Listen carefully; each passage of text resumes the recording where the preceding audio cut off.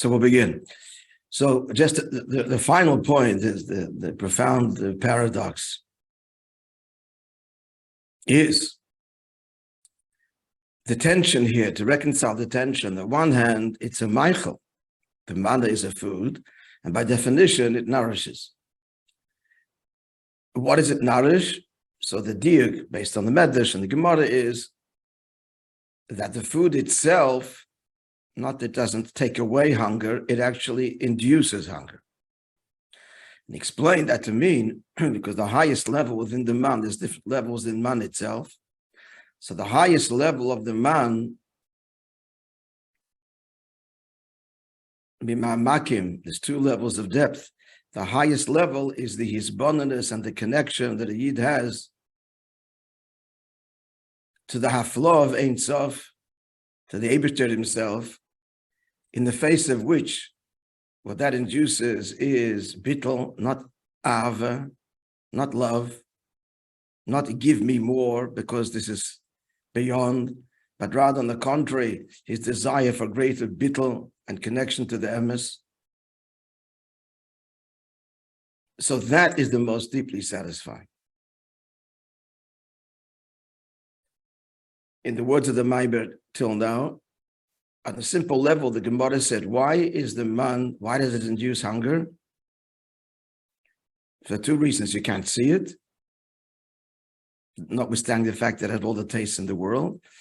And the first reason, because one cannot compare someone who has bread in his basket for tomorrow to someone who doesn't have bread in his basket. So the Rebbe is now saying, and that causes this hunger or the uncertainty, the dissatisfaction. You can't enjoy the food you're eating tomorrow if you don't even going to have tomorrow. I'm sorry, you can't enjoy fully your meal today if tomorrow you don't know what's going to be. So that's the reason why the Gemara says in Yuma, that's why it induces hunger. So he explains that whole gufa is the deepest satisfaction. Whole gufa, that a Jew is completely surrendered to the Eibishter and doesn't convince himself that he has pas b'saloi, bread in his basket. He doesn't have a basket, it's all a likus, it's not his bread. So this complete and absolute reliance, trust, this is more than faith, this is trust for tomorrow. And it's trust that whatever you do is good. Now, even if there isn't a tomorrow. So that kind of trust is the most deeply nourishing and satisfying. That's the paradox.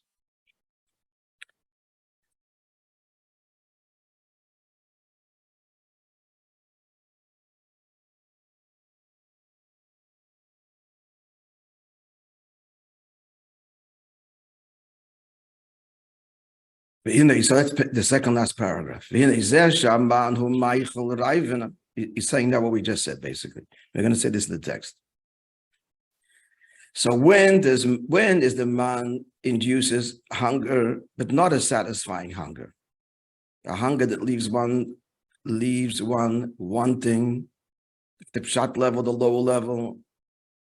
Well, this is the connection to his bonus, so that induces a hunger that is, I want more, I want to be close, I want to feel. That is kishadahu metzius, when he's a metzius. His metzius means, by definition, I want my metzius to grow, to be fulfilled. So then it's going to induce this hunger, this longing. Because we cannot have Yediyah Samahos now till Mashiach comes. On Yediyah Metzius, it's a very lofty level. What's his hunger? His hunger is a ruch yizdike kiloyin, klisa nefesh, a longing. But that's a longing. And that's necessary. That's the lower darga. Both dargas are concurrent. There's the element of av, of metzius. We can't escape that and should not. But then there's the higher darga, the one needs to aspire to, which is the underpinning of it all. So when he's in a state of bittul telikus, it's not about him being fulfilled, but about the emes. So Iker Hanov Atainik Sheloihu Adarabbe. What's his Gishmak? And what's his Tainug? His Tainug is in the recognition that it's all up to God and it's all him. And that my role is just a keli. Says Iker Tainug is me'ashpo she'nirgish bo she'eina b'sala. This is the paradox. That where is his tainug when he recognizes that it's not in his basket? He's not in control.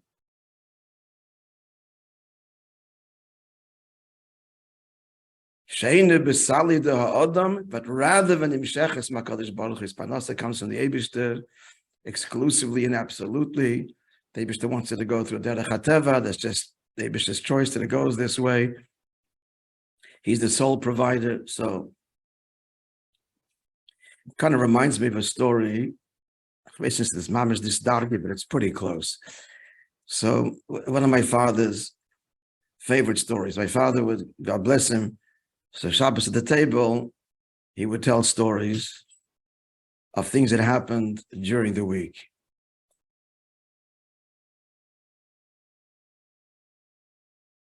Not business successes, stories, inspirational stories. He never spoke about his business. In fact, we didn't even know what his business. We knew what his business was, but that little was never a discussion in the house.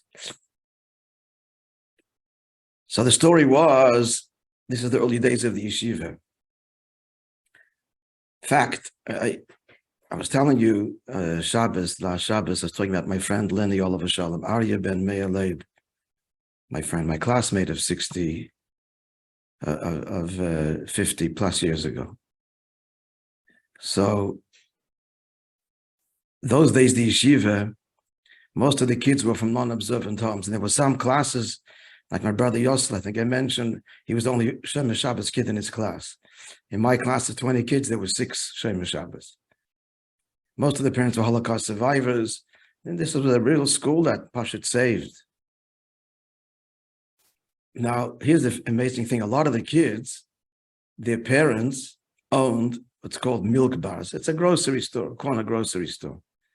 It was a lot of and that was a lot of the panosa that many of the survivors, immigrants, kind of panosa that they undertook. Many went into the shmata trade and so on. Many became very wealthy. Akalponim. So why was it that so many were milk bar owners? That's because there was a yid by the name of Chaim Serebransky. Chaim Serebransky was the son of Reb Zalman Serebransky. Reb Zalman Serebransky was the official shliach of the Frierdiker Rebbe to Australia after the war. My grandfather was also sent there with my uncle and others, 5 families. They were sent to settle. I mean, the Rebbe said, so they weren't. But Australia was it's the end of the world. And especially in those days, but the Frierdiker Rebbe said, go. That's a story for another time. But they weren't sent, they were sent, of course, to establish Yiddishkeit as part of as a chassid. But Reb Zalman was the official representative. He had 2 sons, Reb Arel, who passed away recently, Reb Aden, and Reb Chaim. So Chaim what was Chaim's business? So Chaim had a little van, a little Japanese van, that he sold confectionery to the milk bar owners. Go around and sell whatever, the chocolates, whatever he was selling. And he would convince the parents to send their kids to the yeshiva. And that's why there were so many kids that their parents owned milk bars, groceries. Chaim Serebransky. One Shabbos, my father's witness to this. One Shabbos, he lived in an apartment next door to the yeshiva. I don't know how many kids at the time already then, one after the other. And the joke was he opened up a drawer, there was a kid sleeping, and there wasn't enough bedrooms. Chaim was always in a happy disposition, always with a smile. So one Shabbos, his little truck was stolen. His entire parnasa. It's full of the confectionery, the chocolates, and what he sold again, and it's stolen. My father says, on Chaim, you could see absolutely nothing. like he always did, and Fabreng every Shabbos. He used to chazer Maimah Shalosh Shudas. There's no one to chazer Maimah. He chazered. There was a special occasion. Someone else did. And my father said he couldn't contain himself. Chaim, what's going to be? Mandel. They wish to provide it. Till now, they wish to provide for it.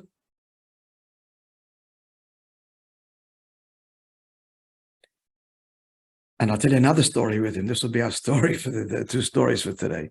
We'll have to slice it and put it later.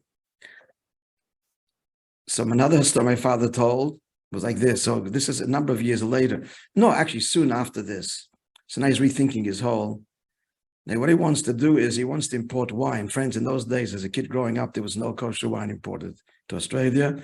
The wine we had, my Zayda made. He used to make wine before Pesach, and this was the wine you remember too as a kid. This was the wine for the whole year. As a kid, I remember treading the wine with their feet. It wasn't exactly, didn't find it appetizing. But anyway, it was fun. It was a whole outing that we used to make in the Gordon's backyard, our dear friends, in their shed. We used to make our own matzah. There was no matzah imported. There was no wine imported. Everything was made locally. So Chaim got this idea to import Kedem wine. Just one company. That was the big kosher company. And to import wine. Okay, so to get a license, you come before a judge. It's a whole hearing. And the judge needs to hear three things. Number one, that the person is honest. I don't know the order of significance, but the integrity of the one who's going to get the license. Two, that there's a need for it. Liquor is a big thing, very serious thing. And three, there's a need. And three, he's competent. He's a competent businessman. And that he won't be open to abuse and exploitation. So my father said he was there at the court, and he was there to testify to either Chaim's business acumen or that there's a need. So this is what happened. So first the rabbis are called up. My father, Chaim's the last one to be called to the witness stand. Now before you testify, you have to swear on the Bible. So they all declined.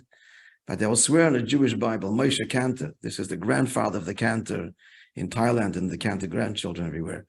Matis Cantor, the famous author. So he's Zayda, Moishe Cantor. He was an iconic figure. So Moishe Cantor had a bookstore downtown. If you don't mind, we'll get a Jewish Bible. I don't know if they got a Chumash, they got a Sefer. But, and they swore. They affirmed. So comes Chaim's turn. He comes up to the witness stand. He says, no, first I have to swear. I'm sorry, he's not swearing. The judge looks at him and says, excuse me? The rabbis just affirmed or took an oath, Mr. New, whatever it is. What do you mean you're not taking an oath? He says excuse me, Mr. Judge, with his heavy Russian accent, he says to him, taking an oath is a very serious matter, and our faith discourages it. But if you don't take an oath, says the judge, it's over. So says Chaim to the judge, there's plenty of ways God will provide livelihood for me some other way. I'm not swearing. The judge calls a jurors taking a break. He went over to Chaim and they're telling him, what do you do? First of all, you brought us all here. And what are you doing? You're jeopardizing your father and how many kids they parnosa. It's all MS. Chaim, no, this is not disposed. Don't worry. So they're all like, as you can imagine, then the judge comes back, calls him over to the bench, to the judge is sitting. He says to him, my good man, if you can stand here in my courtroom and you can tell me that because of your fear of God and the severity of an oath, you will not take an oath, I don't need your oath.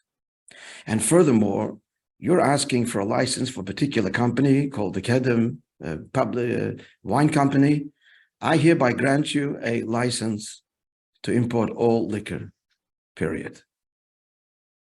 Case adjourned, goodbye, Charlie, which he did, and he became very quick, very big, very quickly. It didn't change his lifestyle an iota. a tremendous Baal Tzedakah till the end. The end was, I should say, that whatever okay, we'll stop the story here. Shine. A happy ending. But that's Chaim. This is a story my father told at the table. And this is what we're talking about here, the Parnasa. And Chaim was holding by this level. It wasn't Mesidus Nefesh, on the contrary. As I'm talking about the story, he was nourished by this absolute tainug, this absolute pleasure and delight in total reliance on the Eibishter. This was his tainug. The hunger was the tainug. Was war sein Morgen? Der Eibishter. Was ist heint? Der Eibishter. Nächtlich mit der Eibishter. Pas besalo, yeah, my basket. It's VaYarivecha. He gives you the keli. It's his basket, not my basket. The whole ocean is pas besaloi. You can't compare someone who has bread in his basket to someone who doesn't have bread in his basket. And this year, he doesn't have a basket. It's the Eibishter's basket. Just entrusted to him. No, let's continue this ice over here. Now is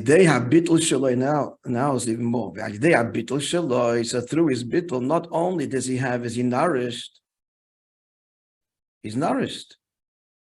He lives a delightful life. Not only that,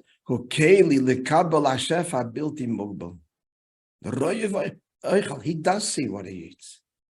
He does see. It's bligvul, Eibishter, but it's so real, he sees it. He's VaYarivecha, which means, he said before, he internalizes the truth of the Eibishter as bligvul and beyond bligvul, but that's his real reality. And so therefore he sees it, VaYarivecha, and he internalizes it. And that's the pella here, that a finite human being, a little menschler running around Elam Haza, is suffused with the bligvul and the amitius of Alikus, the tainug of the Eibishter. He feels it.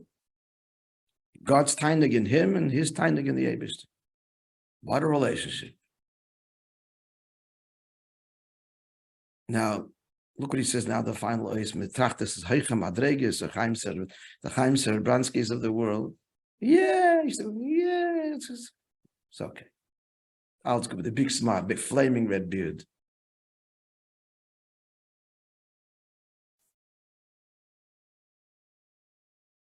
Told you Chaim used to blow shofar as a kid. So as a child, as I told you, these things are, the Baal Tefillah, Baal Shachris was a Nochem Zalman Gorevich, a small, diminutive little man with a white beard. His Shachris couldn't hear a word. It was just Prius Neirois. Could hardly get a word out. Started HaMelech, boom. He had a towel. When kids would feel the towel when they're by Psiche, wet. Soaked. That was a Chaim. Rabbi Chamein of Nachum Zalman, you could hear it croaking. Then there was the Chaim Sebransky blew shofar. Mitzad Yisrakshus, very often he couldn't blow. He was up all night learning chassidus. He went to the mikveh and then again ran to the mikveh, it was like a 20-minute walk in those days. And Yisrakshus, he could, and then Rabbi Groner Musaf. Rabbi Groner was Musaf, friends, you never heard davening in your life. Promise you. You never heard about Groner's davening. Here's your hallelu, the whole, literally the roof lifted, and we're all lifted with it. And we waited a whole year for the hallelu of Rabbi Groner. He didn't daven a whole year, only Rosh Hashanah Yom Kippur. But the contrast to the Zubrochenkeit of Rabbi Nachum Zalman and the Chaim, many times Groner had to blow. Because Chaim couldn't. Sometimes he got it out, sometimes he didn't. He could blow. Rabbi Groner blew was a fiddle. It blew. And then the hallelu, it was just the contrast with the Nachum Zalman was this high, Rabbi Groner was twice, 3 times this height, and with black beard, white beard, flaming red beard. Childhood memories. This was Meliובאוויטש. ועל פי זה יובן, ועל פי זה יש לווייר, ויסבוב, שזמוירים מרואים דיק, שהנוסח דברכס הזון, what the nusach of the first bracha, the shaila was, The first bracha is talking about manna that Moishe Rabbeinu was misaken. On this we say, VaYaancha VaYarivecha. You shall eat and be satisfied and bench. It's a Michael Riven that induces hunger. That pasuk should be said in connection with the second bracha that Yeshua was misaken. Allah, that's valamazit. But now, right, the all of the above, and the last point that we said, it's verstandig. So where's the savata? Where is the true satisfaction? It's dafka ku'alambon. Look at the words now, friends. Ki amitis inyan aseveya v'ashirus. The true being satisfied in wealth. And the Rabbi is giving brachas here, friends. Ara 49. See Yume Sheyordolhem the Yisrael Avonim Tevis and Margolis Mammon. Together with the man came down precious stones and pearls. He says, Aham Shocha and a bracha for Panos Barchove. But the keli is this, not my basket, it's his basket. So the true satisfaction in the Ashirus Bimon is dafk in the manna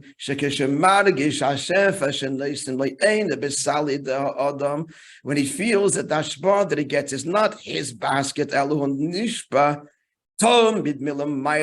Every day it happens. It's a miracle every moment. That's why every day it fell.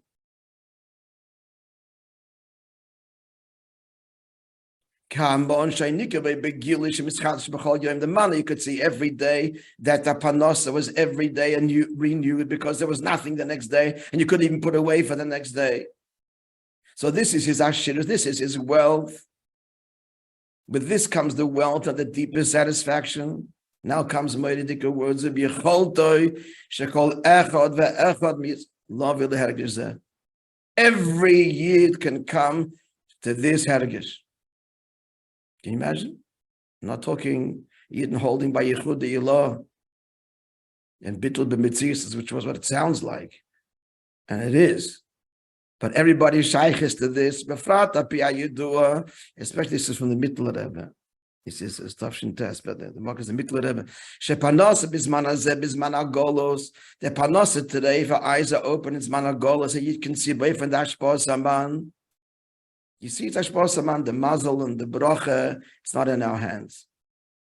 Dashgacha pratis, things you thought, and this, and the Eibishter is working it all and putting the pieces together. Dafkin's managolus, you can see it, the direct hand of the Eibishter. But the herges there, keli, so recognizing this, he becomes a keli, lekabel hashefer, have built him mugboldemon, this bittul, the recognition that he is not in charge, and the Eibishter is the provider. So this makes him a keli to mekabel, the built him mugbol, and in the pnimius, roye va'oicha. Himay marazal, as the Gemara says in Braches, the end, that a person, klireikon machzik, if he's empty, he can contain. Klimole in if he's full, there's no room. So because there's a klireikon his bittel, therefore he receives the hashpah and the blikvol hashpah, concluding the maim takasheru mitzios. If he's a mitzios, he takes credit. And he takes his role seriously, his role.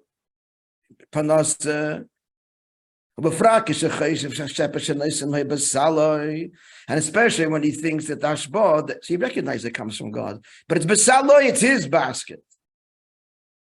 So what happens is Klimoli's basket gets full. And the Rebbe says, you could get more, but it's full, and you don't even get the lechem in the aretz. This is the Ashbod that comes derech ishtalshelos. But I'm just telling what the Rebbe says here. That if he's in Metzias, he's not even a keli for the full hashpah mitzvah seder ishtalshelos. Because in a machzik, it's full. You could have more, but it's full, finished. That al yedei shel kli reikon, but if it's empty, he's not a Metzias. Then who machzik gam asiveh v'ashir is the man. Not only lechem in the audits, that ashpa that comes through ishtalshalus, but he is a keli for the satisfaction and the ashirus, the wealth of the man, which is the maidim ishtalshalus. And you get it's all the brachas are good for Yidden. That's the bottom line. That he gets all the ashbois of bond of nachas and the children and chaya and panosa and life and health. And panosa b'efen shel VaYarivecha in the way of great abundance. There's a MUGA dik in mind, friends. So this is like boom.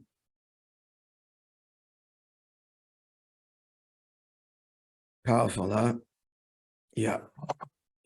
So we'll read the everybody has to chasut on their own. There is no substitute. But we'll just read here the overview. Lechem in the Oretz is an eagle. Lechem in the Shamayim is pnimis hatayra. And therefore the man induces hunger because pnimis hatayra is only a dius and metzius, and not grasping the mahus, the actual substance of the subject matter. And therefore, it pales at hunger to grasp the muhus. That's the lower level of the man. Why just a lower level? Because the knowledge itself is like lechem min haaretz. Because there is an understanding, and as he said, bariches and the maimer, it's a level of understanding which is shayches to the midas, when the Shabbat understands and appreciates. So that's the lower level. That's the lechem min haaretz in the manna. However, in Pnimis HaTorah itself, there's lechem in the Oretz, that's a limud, as we just said now, for Bidur HaMidas. And that's a level of Moichin that's connected to Midas, as we explained. Lechem in the Shamayim is limud of Pnimis HaTorah, Misad Atzma. That this is higher than the Midas, the truth of Elikus. So here, the man itself is a Meichel Reiven because the idea itself, the knowledge itself is in a way that it's not graspable because he's being misbein in the flow of Ein Sof. But still it gives him life and energy because so his bittul becomes a keli to mekabel, even an area which is beyond him. Which at the end of the mind he elaborates upon as we just did now. The two inyonim of the hunger are the two ma'amakim that the Zohar associates with the union of Shabbos, the kula chachma, the beira bina, which are nimshach in Zoh, and in Malchus is explained to the Plavik. And likewise, the Mon Kipshuta, which is a Meichel Reiven. Why? Because he doesn't have the past and he doesn't see it. But nonetheless, it's Meichel Odom because, as we just concluded now, the dafka through the bittul, he becomes a keli for the ashpa, which is bilti mugbal, and that's what nourishes, and that's why at the end of that answers the question. Ve'achalta v'savata ve'irachta is dafka on the mana because that's the true seveya. That's the true, not negotiable, deeply satisfying life. As opposed to the satisfaction that comes from my basket, it's always a threatened satisfaction. Okay, he sees yes for tomorrow, but what's going to be the day after tomorrow? It's always threatened. It's a relative satisfaction. This is a emes, a bligval seveya. Why? Because it's all the Eibishter's hashpah. It is, was, and will be. And then he's a keli in the Rebbe's promise and bracha at the end for avanim tevis and margoli. It's an hashpa, dubai hashpa, bligvul, hide the mitzad ishtalshalus. Ishtalshalus is you get what you deserve. This is hide and ishtalshalus is bligvul mitzad the Eibishter. Okay, let's begin for a few minutes now. The beginning of the next Maimer, which is this week's parsha, and it's exactly this week Shabbos Mevorchim Parshas Re'eh. So we're mamish, what's the word? Current. Shabbat wants to, feel that we're learning it something that's current. Even after the Christmas time also, we're going into Elul, no, daf Tacharan gave it something. So this is the parsha. Let's begin. Everybody has it?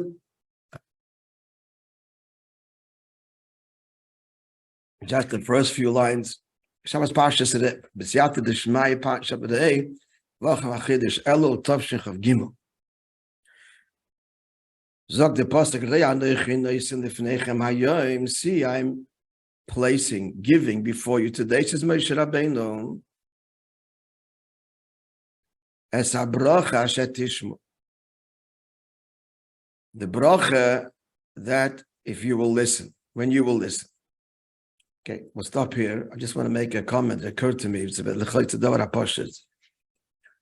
Sefer Dvarim is a Meidike Sefer. Sefer Dvarim, Mishnah Torah's review of the entire Torah. It's Moshe Rabbeinu's address, right from Rosh Chodesh Shvat till Zayin Adar.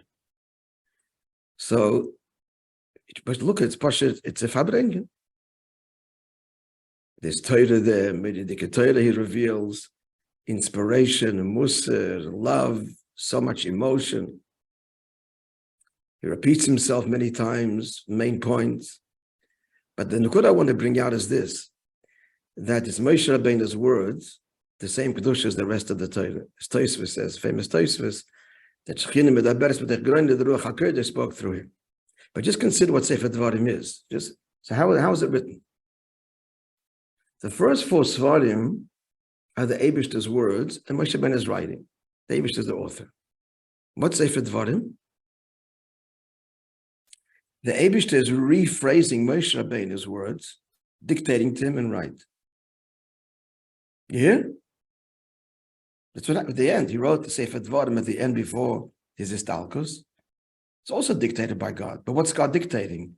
His whole Fabrengen that he said, from Rosh Chodesh Shvat to Zayin Adar.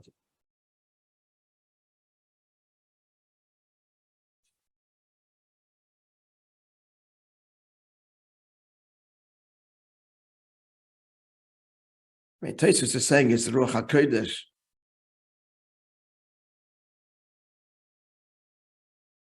Which would imply that he's writing just divinely inspired. But yesh la'ayin further, the kedusha is no less than any other part of Torah.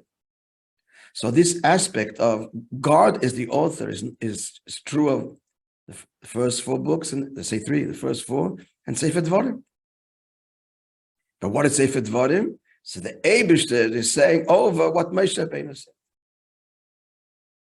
Whereas the first 4, Moshe Rabbeinu is writing what the Eibishter said. Yesh l'hayrich, and it's a mighty big thing. The Sefer Dvarim is the link between Teresh B'Ksav and Teresh B'Al Peh. Teresh B'Al Peh is also the Eibishter's, but it comes through Eden, the Neshamas Yisrael. And Sefer Dvarim is that link that it's emes and memutza, because it's be'emes the Eibishter's words and be'emes Moshe Rabbeinu's words. Emes and memutza between Teresh B'Ksav and Teresh B'Al Peh and the Chedushim of Teresh B'Al Peh, Teras Mashiach, etc.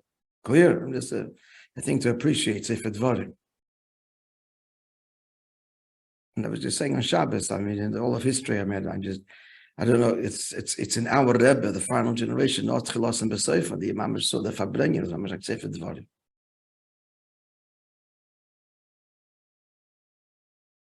And like Moshe Rabbeinu, Mamish brought us to the promised land, Kindalach, brought you to the threshold, you got to take it, you got to go on yourself. Empowered by everything till now. I'll meet up with you. And I'm still here. But Lepel, you guys across the Jordan. But the Fabrengen was so mamish there. Just echoes of Sefer Dvarim. If you hear, Akol Panim. Today's story.